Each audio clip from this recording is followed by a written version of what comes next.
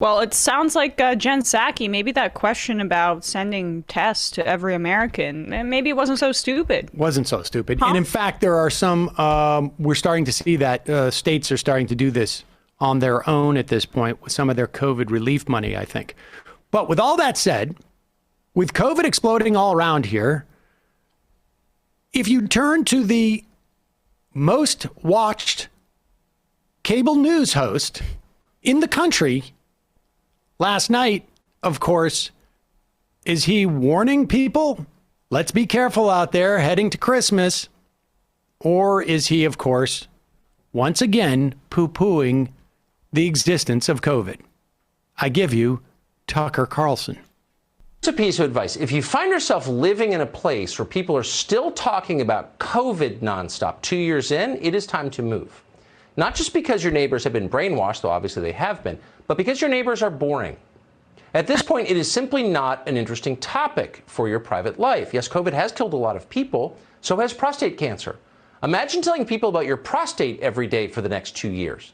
People would know that you are a narcissist. No one would sit next to you at dinner. You would be boorish.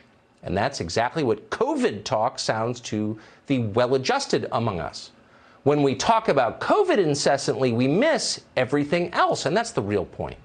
This is a big and complicated and completely fascinating world. Babies are born, the elderly die, and in between, all kinds of amazing things happen. We succeed, we fail, we scheme, we inspire, we fall in love, we create things that hadn't existed before. We have deep you can end it here. I'll just add also, we are incredibly craven for the sake of making money and are so desperate to increase our celebrity that we are willing to make a comparison between 400,000 people dying per year now of COVID. It's actually a little bit higher than that in this country because it didn't start until March of 2022 versus 34,000 people dying a year of prostate cancer.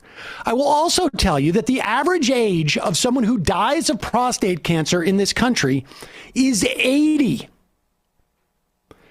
There are at least 130,000 children who are orphans in this country, never mind 5 million around the world.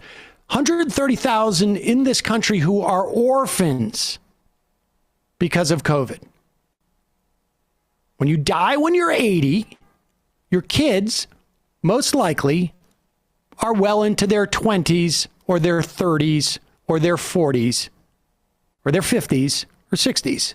Also, I wasn't aware that prostate cancer was a contagious disease that might cause anxiety around people because you don't necessarily know if you're going to be infected by it. This is the Marjorie Taylor Greene thing. She had that tweet that was ragged on like a few weeks ago where she compared cancer to COVID. One is a disease that's infectious. The other one is something that you can't give to other people, at least, very directly. And I should also say, I mean, like the implications of prostate cancer in many, many people are not nearly as, aside from the fact that you are 10 times as likely to die from COVID as you would be from prostate cancer, at least on an annual basis over the past 2 years that COVID has been around. But it also, we don't know the implications of long COVID, and we do know the implications of long prostate. Most people, the vast majority of people who have prostate cancer do not die from prostate cancer. They die with prostate cancer.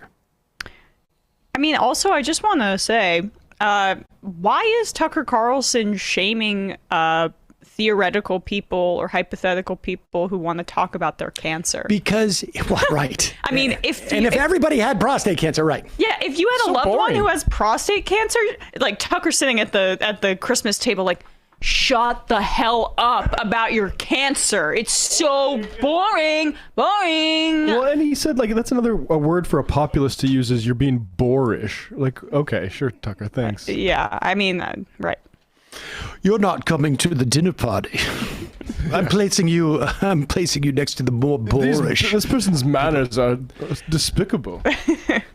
Also, I would recommend that if you are at a dinner party at this time, and presumably everybody's unmasked, you may want to maintain a certain amount of distance.